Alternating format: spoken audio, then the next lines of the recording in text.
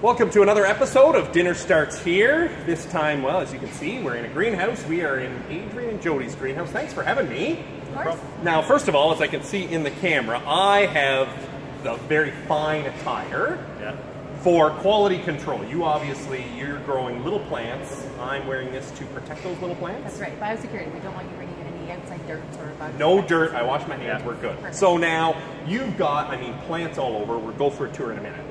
What kind of greenhouse is this? So in the industry, this is referred to as a propagation greenhouse. So what we do is we grow from seed. We grow a little seedling. We grow tomatoes, cucumbers, and peppers.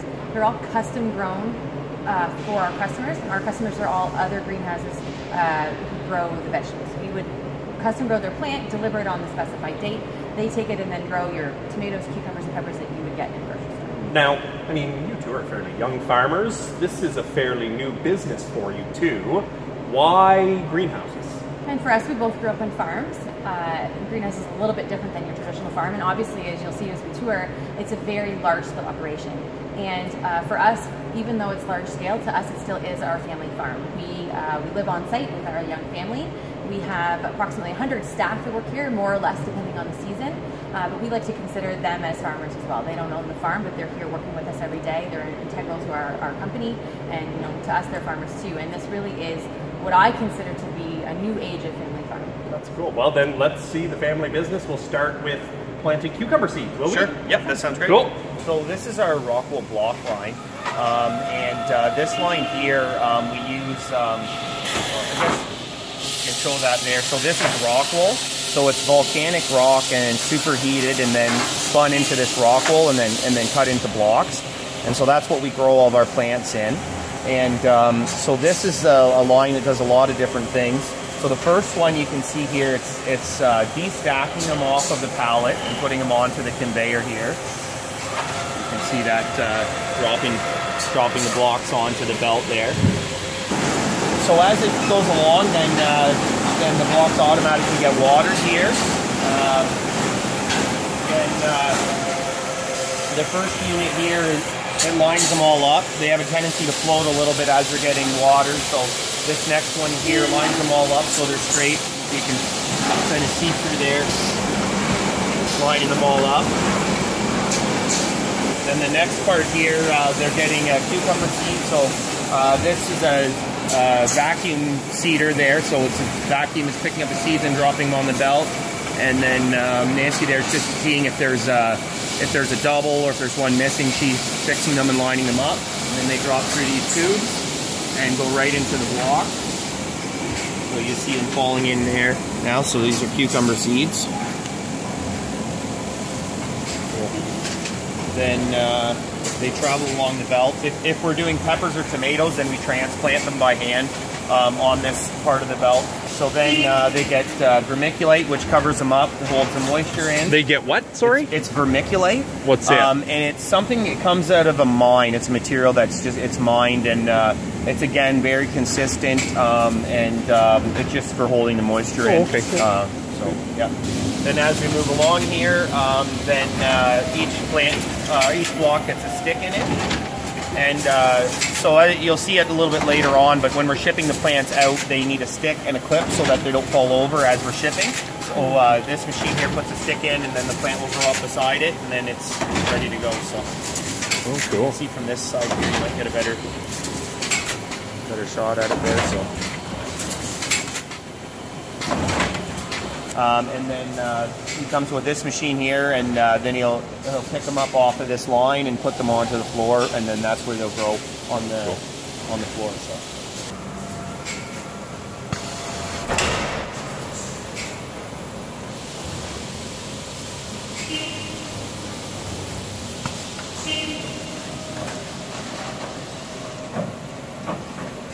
Now, Jody, Adrian obviously showed us the little seeds. Here are cucumber plants growing now. What goes into looking after a cucumber plant at this stage? So at this stage, it's not too much work. They're in a block like you saw.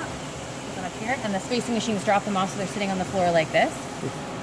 These ones, they don't. They have a lot of this block, as you saw, was watered on the line, so it doesn't need to get watered very often at this age, at this size. It doesn't take a lot of water. We have a grower. He's sort of like a horticultural specialist. We call him a grower.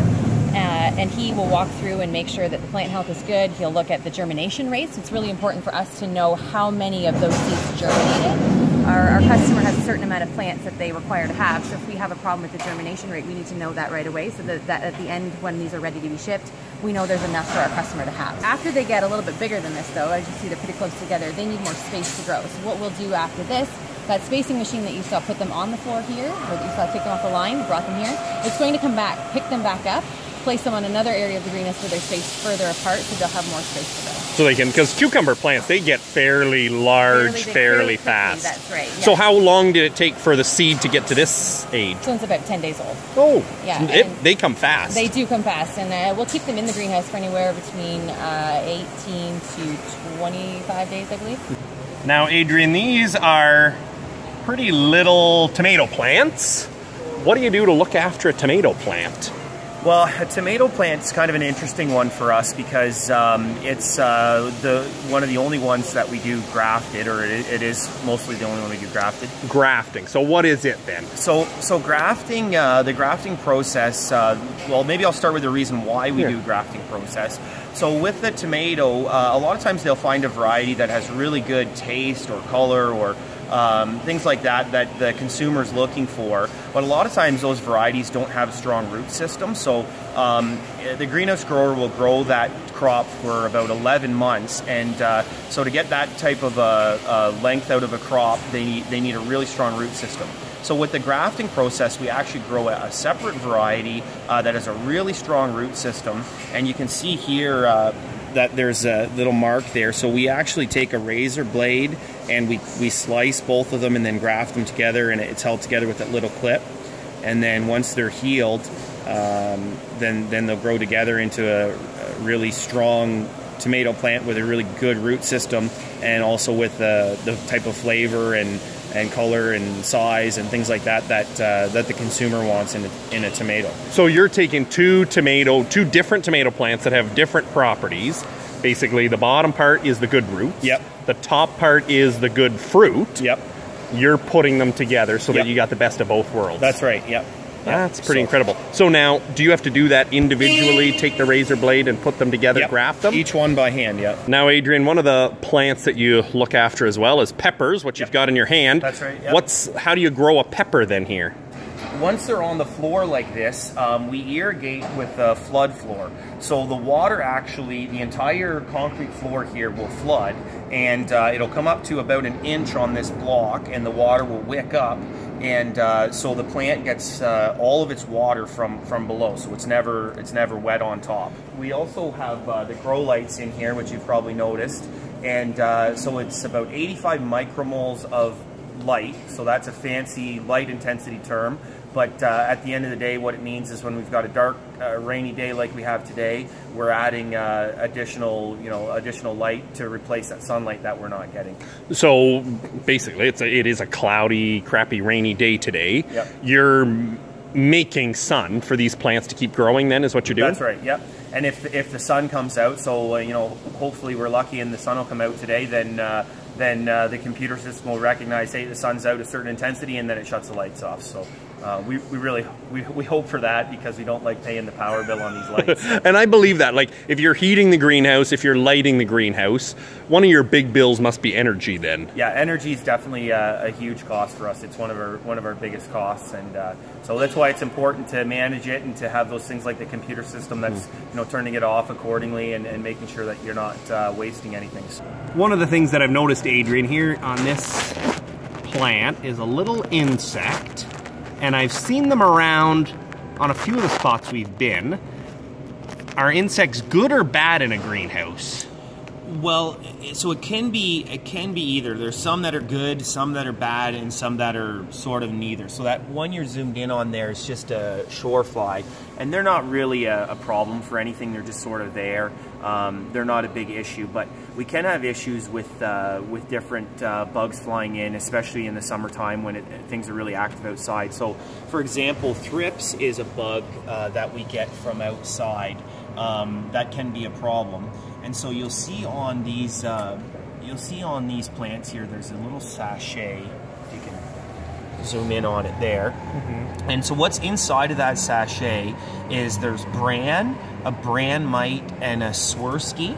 And so the bran mite will eat the bran, and the Swirsky will eat the bran mite, and there's a little hole in that bag.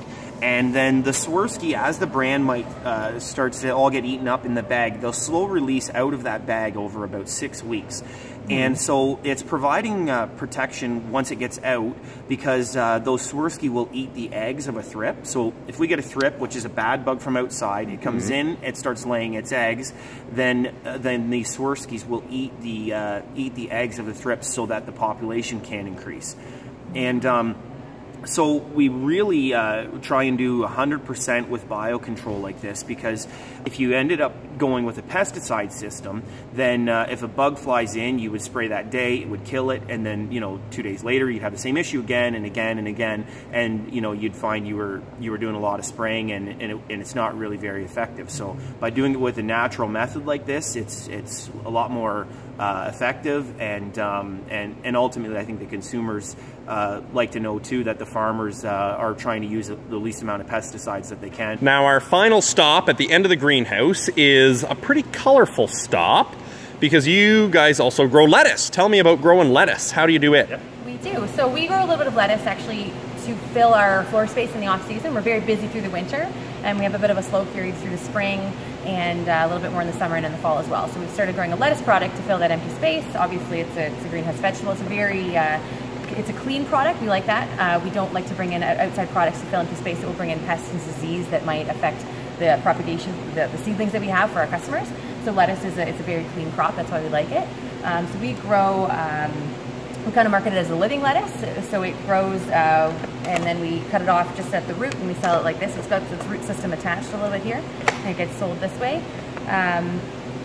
And as you can see behind us, we have a few different varieties. This one here is Boston lettuce. We also have red oak, green oak lettuce, and some romaine. And we've run trials of other things like bok choy and things like that. So we're sort of a new thing that we've been doing the last couple of years, and we're trying to working on finding out what the consumer likes the most, and what can be packaged nicely and sold that way. Cool. Well, Adrian, Jody, thanks so much for the tour today. Yeah, no problem. Thanks for coming out. Yeah.